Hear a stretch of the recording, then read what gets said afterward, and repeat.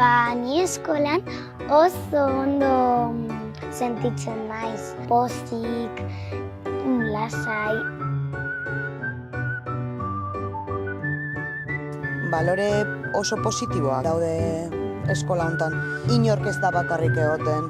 Laguntokia dakate, horrez bakarrik sentitzen baldin bazea, horre esertzen zea eta besteak etortzen dira zure bila, adostokia ere badago hor harremanetan egoteko.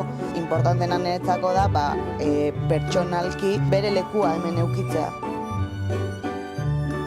Poliki hitz egiten dula guztiekin, jolasten du guztiekin. Esaten digute. Eske hemen ez naiz bitxo raro bat. Hemen ni naiz, eta hemen ulertuta entzunda sentitzen naiz.